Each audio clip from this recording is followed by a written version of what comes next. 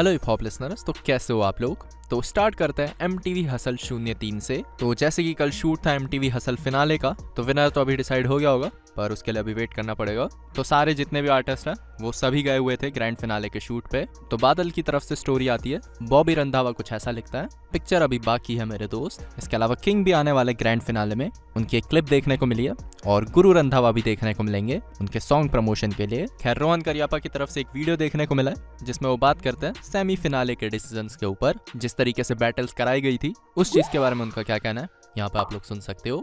तो मेरे हिसाब से जिस तरीके से बैटल सेलेक्ट किए गए थे आपस में, वो थोड़ा एमेचरिश था। वो थॉट प्रोसेस वो दो लिरिकल रैपर है, इनकी बैटल करा देते हैं, दो कॉन्शियस रैपर है, इनकी बैटल करा देते हैं, और दो कमर्शियल ट्रैक बनाते हैं, इनकी बैटल करा देते हैं, एंड फाइनली दो कमबैक स्टोरीज हैं, उनकी बैटल करा देते हैं। तो बात कर लेते हैं डीनो जेम्स के बारे में। तो डीनो जेम्स अपने इंस्टा से लाइव आए थे, तो उनका क्या कहना है यहाँ पे आप लोग सुन लो। Absolutely, Bacha bhai, it's been an absolute pleasure to know you, to have conversations with you, to made a song with you. I mean, बहुत मुझे, अरे यार अभी एक्चुअली बोलते हैं सब लोग ऐसा लगता है कि शो कर रहे हैं, दोस्त हैं इसलिए बातें कर रहे हैं, but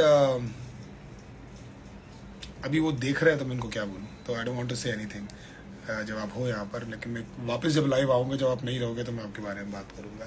but I just wanted to say that I absolutely love you, and मैं बहुत खुश होता हूँ सब चीज़ें देखकर, सब कुछ देखकर। और बहुत कम लोग हैं इंडस्ट्री में जो मैं बोलता हूँ कि that you know that I really like, you know, I can call them friends, and I vouch for them, and मुझे बहुत अंदर से अच्छी फीलिंग आती है। उसमें से एक कार बादशाह एक है। MTV हसल का सबसे one of the most important highlight ये था मेरे लिए, that I get to know people like you too. So आगे मैंने कुछ लिखा था उसके लिए, लिटरली आई एम यहाँ सड़कों से ब्रो, मिली ब्लेसिंग्स पेन की तो सारे मर्ज होते रोड के, सैक्रिफाइसेस काफ़ी हो रहे मर्दों के बहुत, अभी हर छोटे को कहता कि तुम कर दो क्यों ब्रो, जब भी खर्च होते नोट मेरा सरजू के रोज़, मेरे हर टूटे थॉट के पीछे मंसूबे बहुत, मेरी संदू के स्टोर पूरे कर चुके शौक, जैसे माँ ने बोला था हमरे सब बन चुके दोस्त।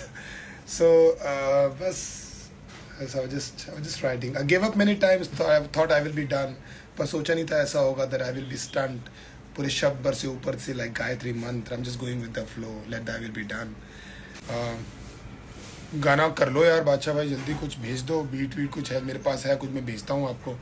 तो थोड़ा अपने फ्लाइंग से, जब फ्लाइट में रहोगे कहीं थोड़ा समय निकालो।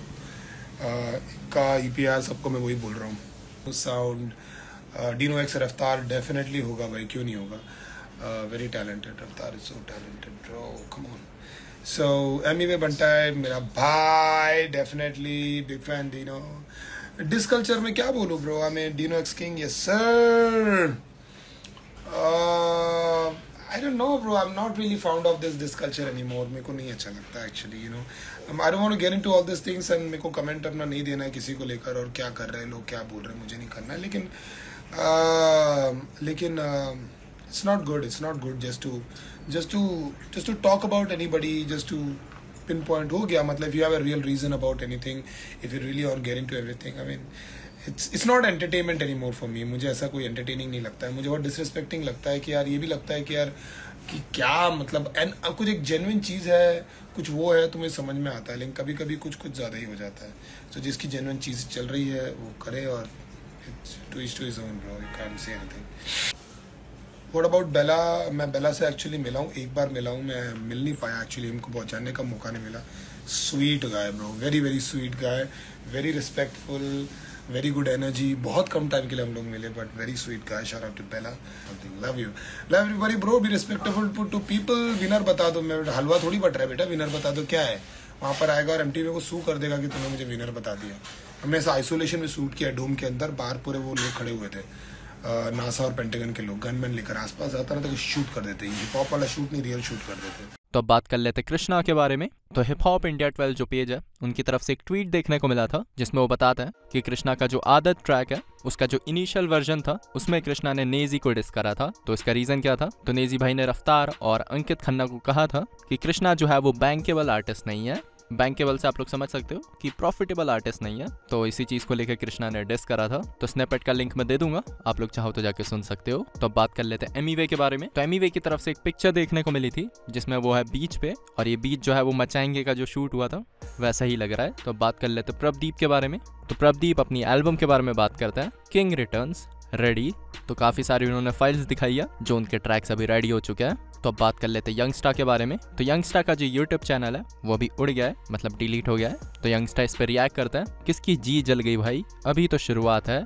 Bringing back the channel might take a bit but just make sure you go and stream the fuck out once it's back. तो काफी जल्दी चैनल वापस आ जाएगा। तो अब बात कर लेते हैं डिवाइन के बारे में।